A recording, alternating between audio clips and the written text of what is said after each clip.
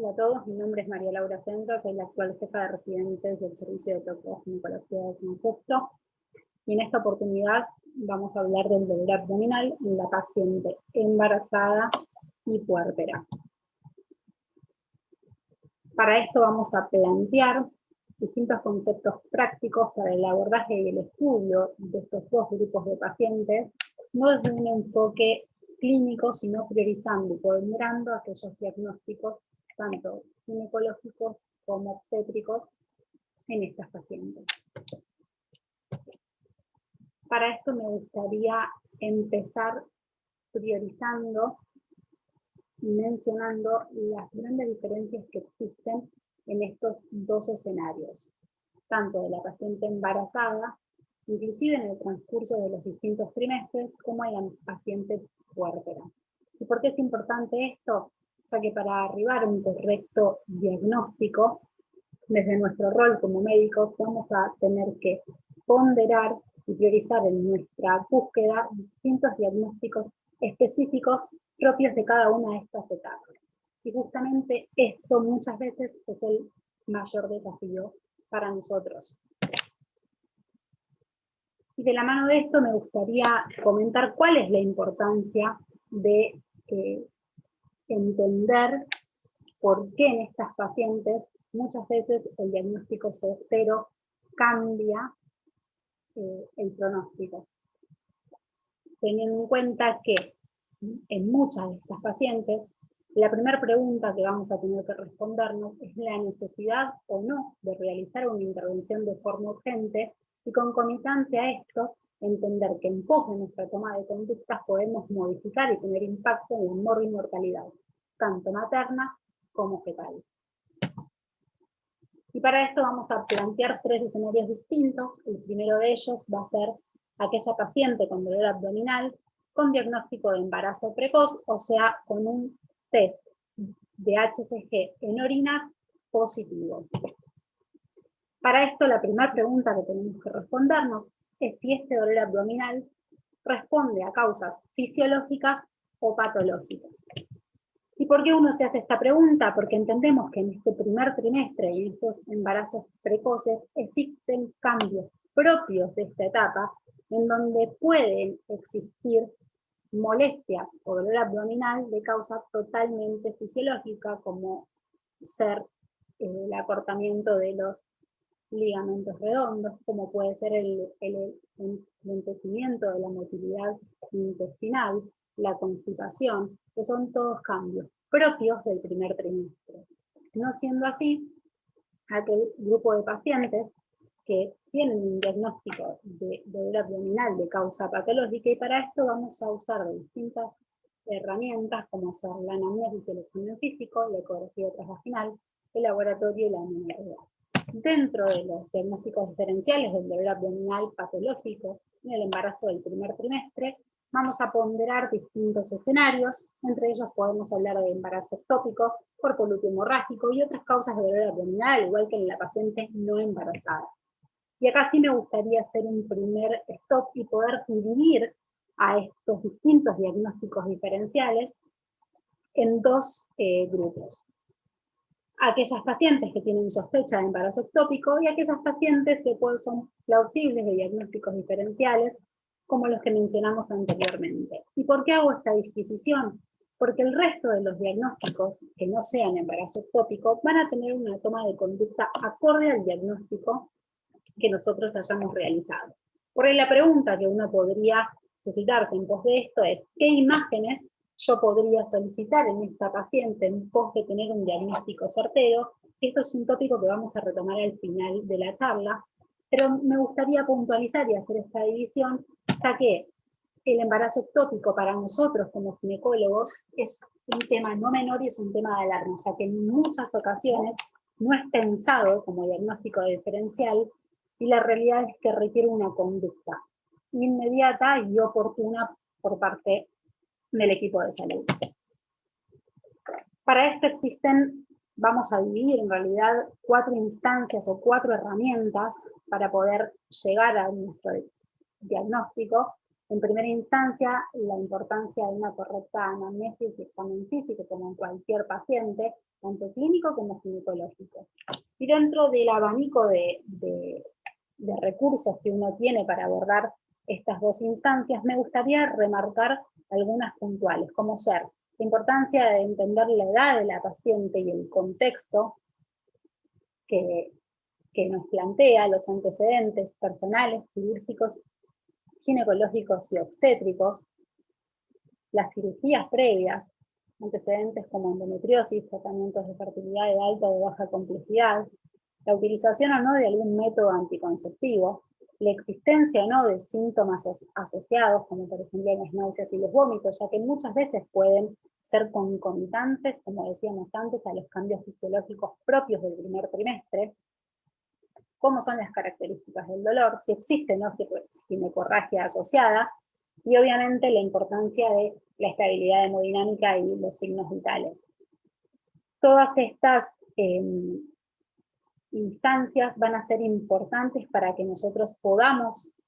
abordar a la paciente y entenderla en su contexto clínico y ginecológico. Y en una segunda instancia vamos a hacer mención a la menorrea, si bien forma parte de la anamnesis, quisiera detallarla, porque muchas veces uno puede interpretar que aquella paciente que nos refiere que tiene ciclos regulares y que tiene una fe certera, nos posiciona en mayor o menor riesgo de arribar o sospechar al embarazo ectópico como una posibilidad. Y lo que tenemos que entender es que por más que la mujer tenga ciclos regulares y su FUM sea certera, la menorrea solo nos orienta, ¿sí? Porque lo que vamos a necesitar o lo que debemos entender y priorizar en pos de la confirmación del embarazo es la ecografía transvaginal, que va a ser nuestra tercera arista. Siempre es prioritaria para entender de qué edad gestacional estamos hablando. Y entender también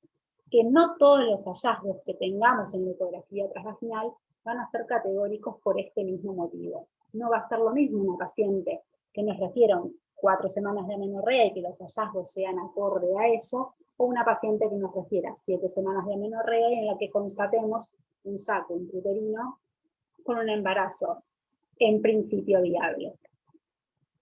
Y el último elemento que quisiera mencionarles en el estudio de estas pacientes es la utilidad del laboratorio. Entre ellos, entender la importancia de un hemograma basal, siempre de confirmar una HCG cualitativa. La gran mayoría de las pacientes acuden a la guardia con un test en orina positivo, siempre documentar en la historia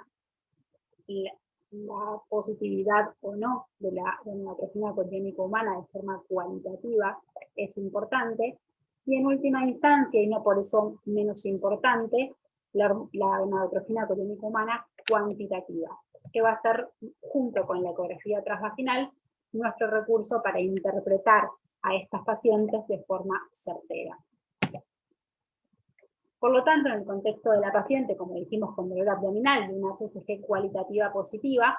tenemos dos escenarios. Un escenario de certezas, donde a ninguno de nosotros se nos suscitaría ninguna duda respecto al diagnóstico y a la toma de conducta, y en esto tenemos a pacientes que se presenten con un abdomen agudo franco, con descompensación hemodinámica, con un descenso franco del hematocrito, con hallazgos de hemoperitoneo masivo, o con la presencia ecográfica de un saco gestacional, un embrión con latidos fetales fuera del útero. Y por otro lado tenemos pacientes en donde no tenemos certeza, sino que simplemente tenemos, podría uno decir, más dudas diagnósticas, que es aquella paciente que se presenta con un dolor, que por ahí no es categórico, con presencia o no de ginecorragia, y con una ecografía con un útero vacío sin ningún otro hallazgo. Y acá es donde vuelvo a retomar y vuelvo a mencionar la importancia de entender las limitantes de la fecha última de menstruación, inclusive en mujeres con ciclos regulares y con fechas certeras. En el primer grupo de pacientes, a ninguno le queda duda de la conducta a tomar, ya que si bien el diagnóstico finalmente será la anatomía patológica, requiere una conducta por parte del servicio quirúrgico inmediata. El problema es este segundo grupo de pacientes, donde las cosas no son tan claras como uno quisiera, y donde existe la posibilidad de que el diagnóstico se demore si nosotros no lo pensamos y no lo sospechamos. A partir de esto es que me gustaría establecer estos dos escenarios, que serían, que se susciten, digamos, de forma concomitante, aquellas embarazadas con un embarazo de localización desconocida y con un dolor y una paciente estable hemodinámicamente. A partir de esto es que me surgen las dos preguntas, que serían, ¿estamos frente a un escenario esperable en un embarazo de primer trimestre y es simplemente un embarazo precoz, o estamos frente a un embarazo ectópico no complicado? Y acá es donde cobra importancia la gonadotrofina coriónica humana cuantitativa, que según muchos trabajos ya, bueno, hace muchos años, describen que es la herramienta que tuvo un gran impacto en la disminución de la mortalidad de este grupo de pacientes. Porque como decíamos antes, estamos frente a una paciente donde tenemos un test de embarazo positivo, tenemos una paciente con dolor abdominal sin hallazgos categóricos que nos impliquen una toma de conducta quirúrgica, pero un útero vacío. Y esto puede ser estrictamente por una edad gestacional temprana o no. Para esto es importante entender que existen puntos de corte de la gonadotrofina coriónica humana, y entre estos entender que a partir de 1000 unidades por mililitro de HCG cuantitativa, uno debiera ecográficamente poder visualizar un saco intrauterino. Y digo debiera porque obviamente esto va a estar de la mano de la tecnología y el recurso también humano a disposición de cada una de las instituciones. Normalmente con más de 1000 unidades por mililitro de gonadotrofina en el hospital tenemos acceso a la visualización de un saco gestacional. El problema es qué pasa con las pacientes que tienen más de 3000 y un útero vacío. Y acá es donde las aguas se dividen. Si yo tengo una paciente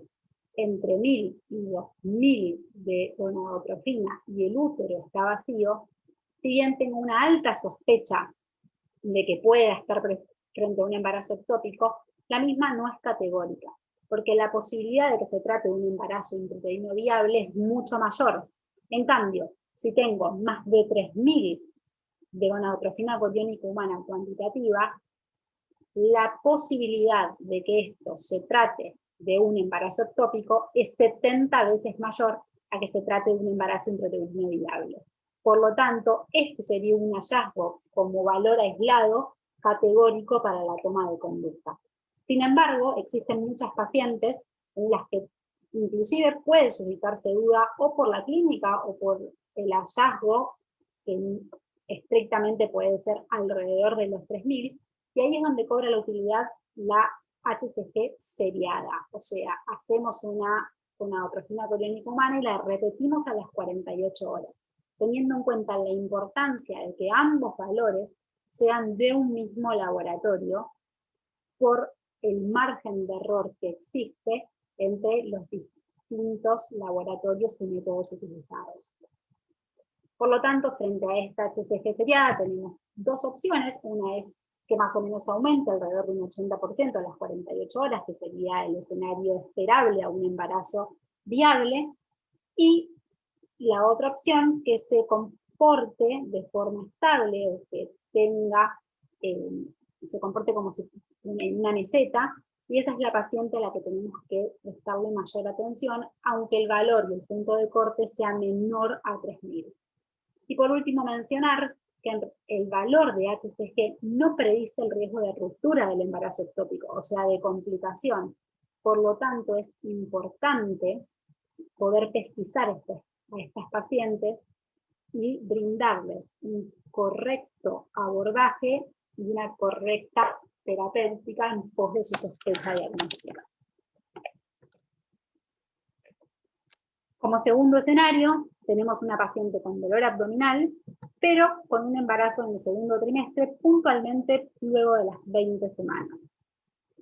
En este grupo de pacientes tenemos aquellas pacientes que se presentan con dolor abdominal y este dolor abdominal tiene subyacente una causa obstétrica, y aquellas pacientes en las que la causa del dolor no va a ser obstétrica, y este es el grupo de pacientes al que no vamos a abordar, porque al igual que decíamos en las pacientes del primer trimestre, cada uno de estos diagnósticos van a ser tratados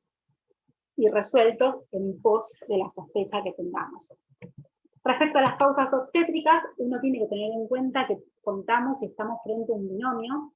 que es importante el cuidado de la embarazada, pero también del feto, y mucho más si hablamos de un feto que ya pasó la viabilidad. En el hospital hablamos de un embarazo viable luego de las 23 semanas. Esto va a depender 23-24 semanas en pos de la neonatología con la que uno cuente. Como dije recién, en el hospital luego de las 23 semanas estamos frente a la posibilidad de tener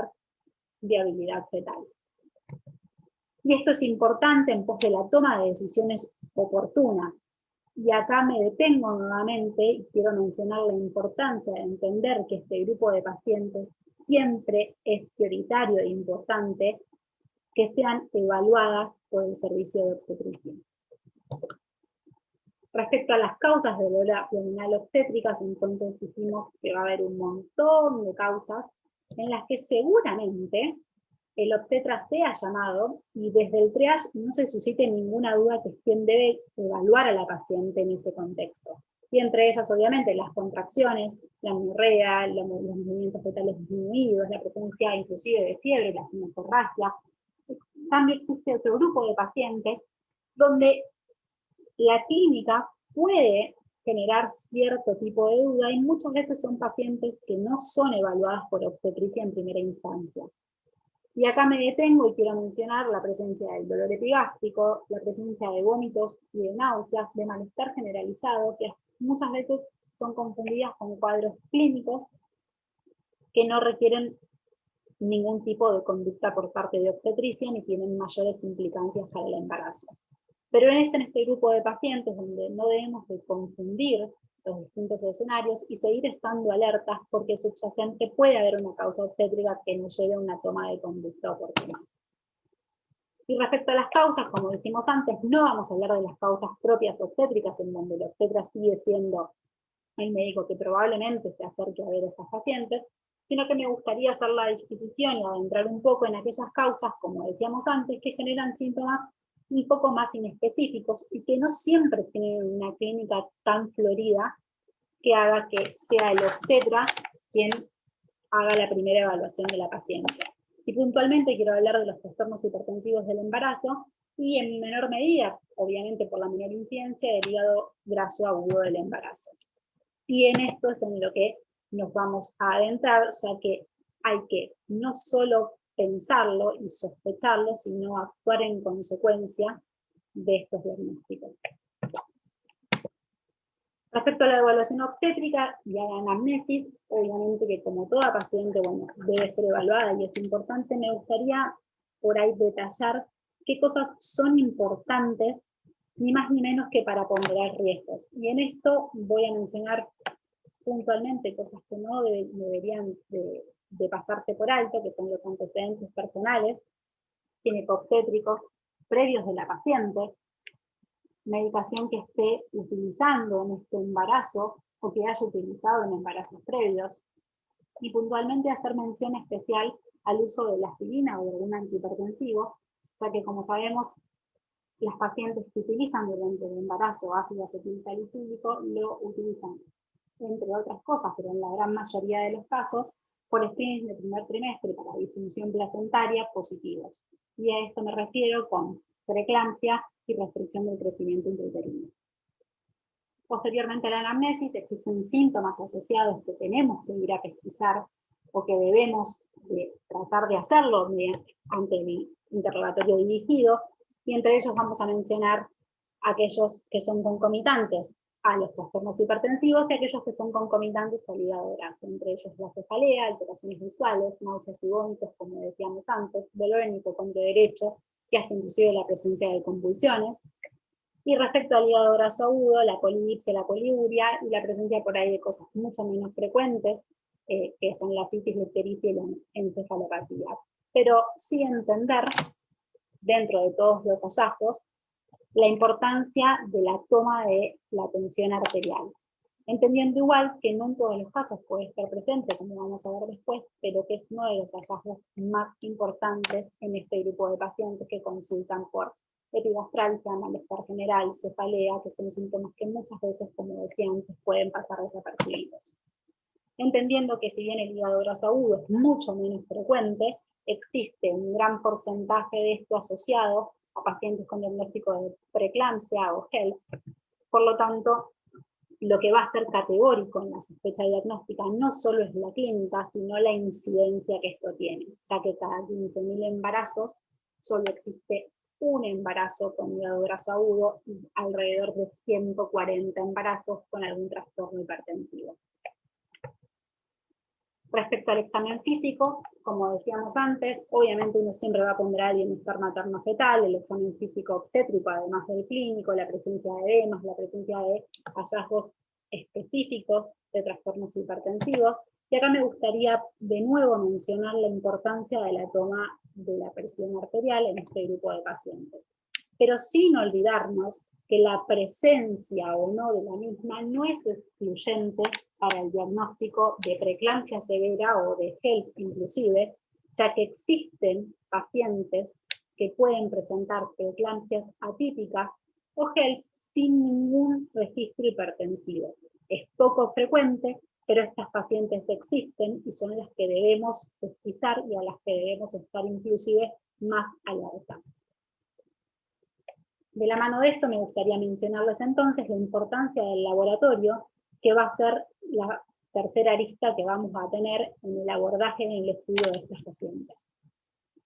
Respecto a los exámenes complementarios entonces, en el laboratorio vamos a solicitar sangre y orina respecto al análisis de sangre, hemograma, coagulograma, plaquetas, ferrinemia, uremia, uricemia, hepatograma y LDH, y esto vamos a solicitarlo pesquisando o tratando de descartar la presencia de una preeclampsia severa o de un HELP.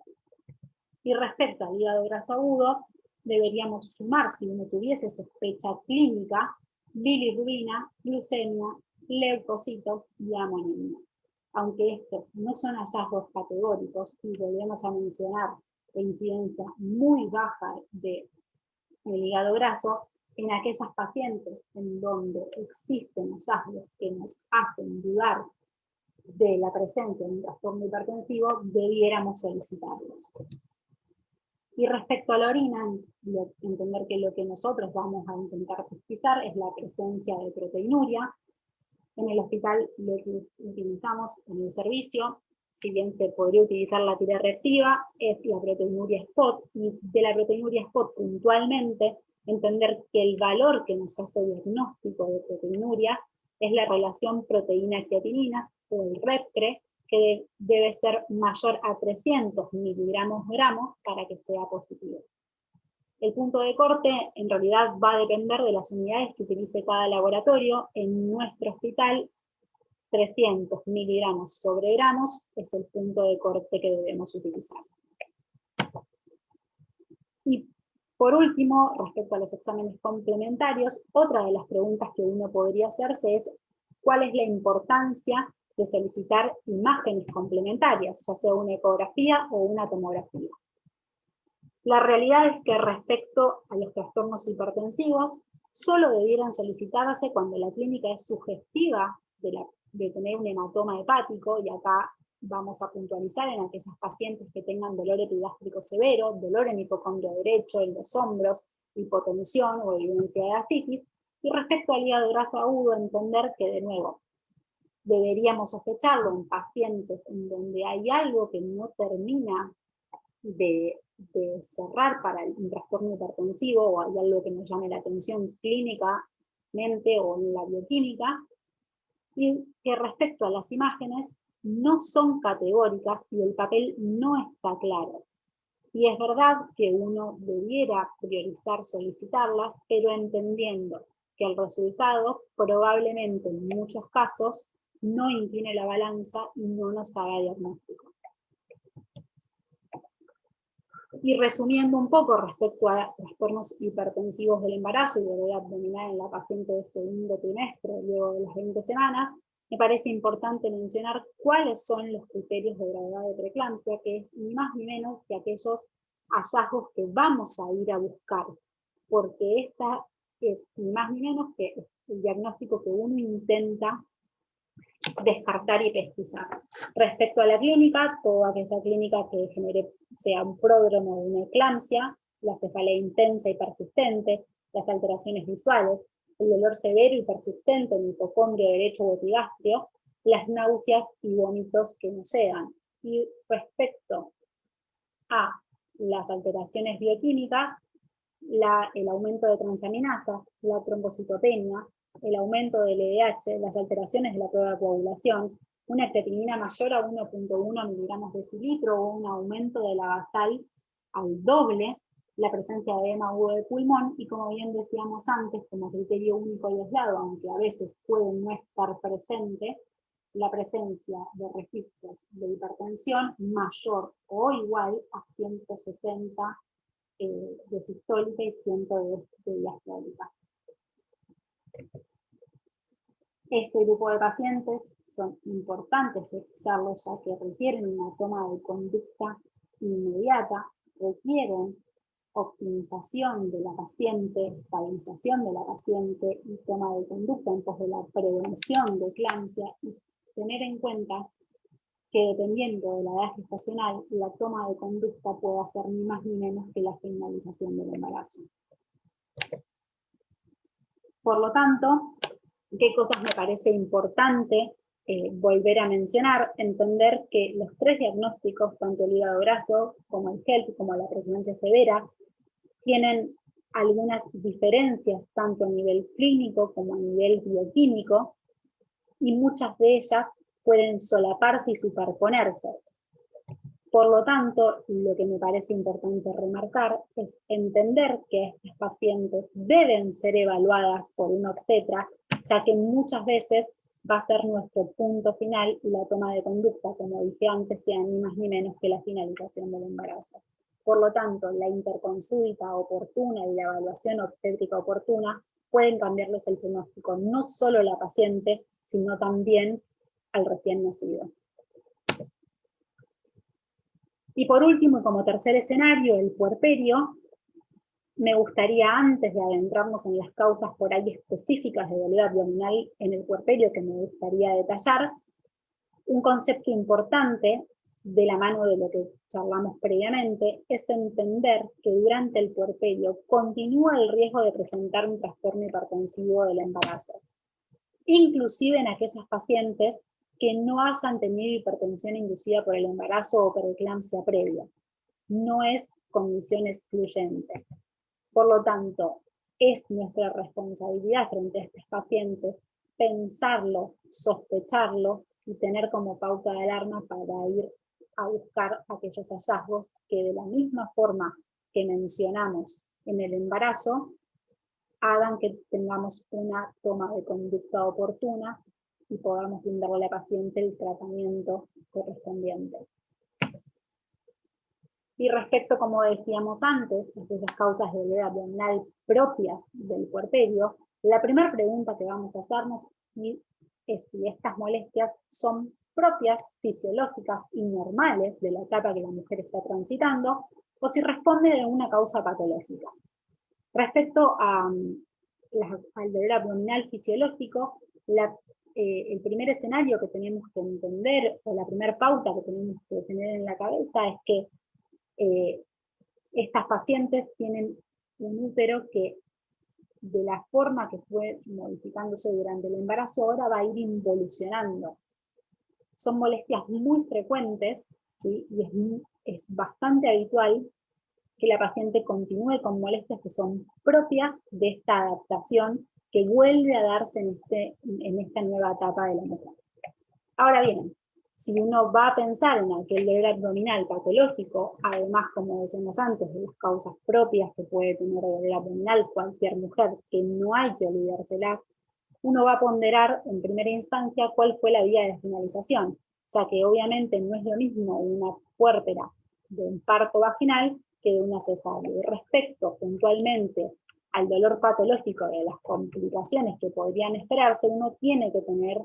presente que las complicaciones van a ser algunas propias de cada vía de finalización, y son aquellas que vamos a tener que pesquisar. Y respecto al dolor, entender la importancia de aquel dolor abdominal que se presenta con fiebre o con un aumento en la cuantía del sangrado vaginal. Y frente a este grupo de pacientes con puérperas, con dolor abdominal, en las que hay un hallazgo o de fiebre o, como decíamos antes, un aumento en la cuantía del sangrado, existen 3 escenarios importantes a pensar. Uno de ellos es la presencia de restos ovulares.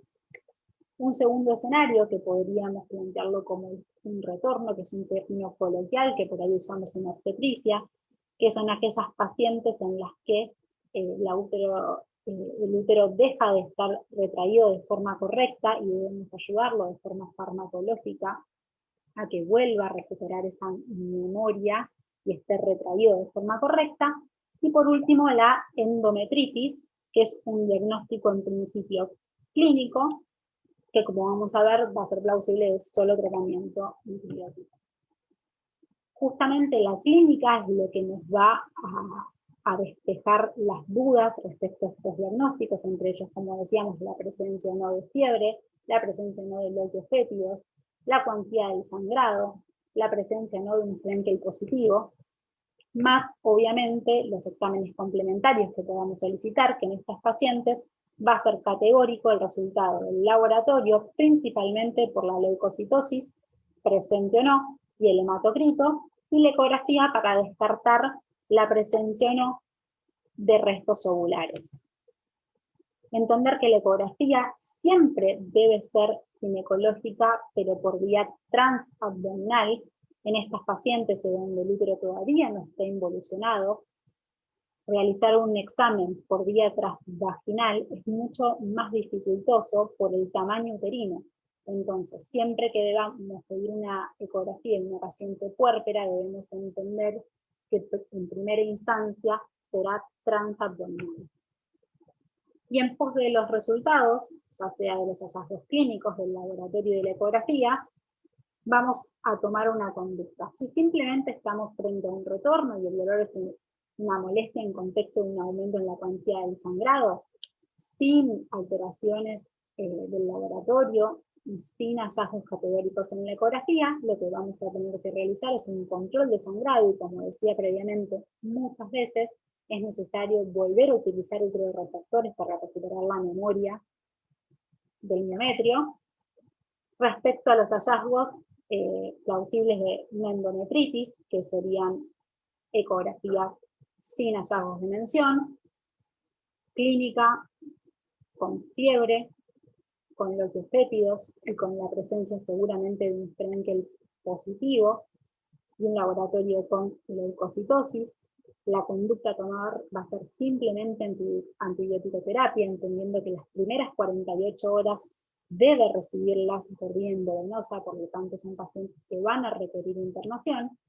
Y por último, en aquellos pacientes en los que tienen persistencia de restos ovulares, entender que la toma de conducta va a ser seguramente la realización de una aspiración manual endouterina, con o sin antibióticos, si esto hago a la salvedad, porque muchas veces existen asociados a esos restos ovulares clínicas de infección. Por lo tanto, esas son las pacientes que además de recibir antibiótico-terapia,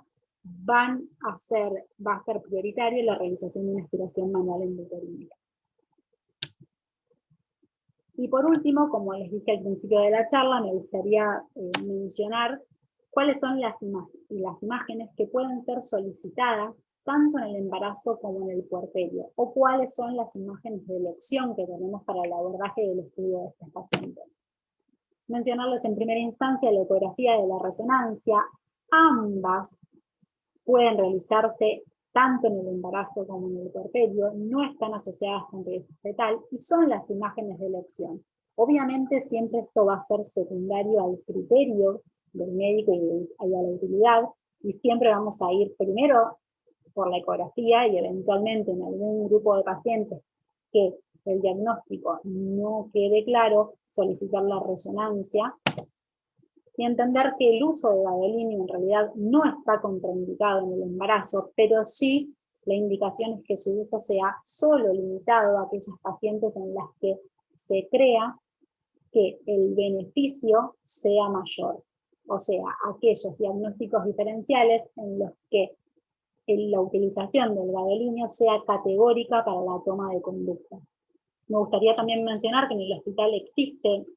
un servicio en donde la resonancia a nivel de pelvis y abdomen está muy desarrollada, y del uso del gadolínio realmente en obstetricia prácticamente no tiene utilidad y no es necesario usarlo, pero no quería dejar de mencionar que si bien, de nuevo, el uso es reservado, no sería una contraindicación formal. Y respecto a la lactancia, no habría ningún inconveniente y no es indicación de inhibir la lactancia y la realización de una resonancia con gadolínio. Y respecto a la utilización de radiaciones ionizantes, tanto para la radiografía como la tomografía computada, uno se pregunta si existe la posibilidad de realizárselo a pacientes embarazadas, y la respuesta es que sí puede utilizarse tanto en el embarazo como en el puerperio. ¿Y por qué pueden utilizarse radiaciones ionizantes en el embarazo? Porque si uno mirase la dosis fetal de radiaciones que se utilizan en cada estudio, y uno lo compararía, ¿sí?, con la dosis estimada que puede generar un daño potencial, arribamos a la conclusión de que las dosis de radiaciones utilizadas son mucho menores que aquellas que podrían generar un daño fetal potencial. Por lo tanto, ante la necesidad de realizar una tomografía, no se debe contraindicar. Y como consideraciones finales, quisiera mencionar que ante el dolor abdominal en la paciente embarazada y puérpera, que no termina de quedarnos claro cuál es la posibilidad de que tenga alguna intercurrencia o no de alguna causa obstétrica que requiera una toma de conducta oportuna, siempre es importante trabajar en equipo y de manera multidisciplinaria, y saber que de lunes a lunes tenemos tocoginecólogos de guardia, a los cuales se puede consultar, y creo que es oportuno en estas pacientes hacerlo de forma prudente. Muchas gracias.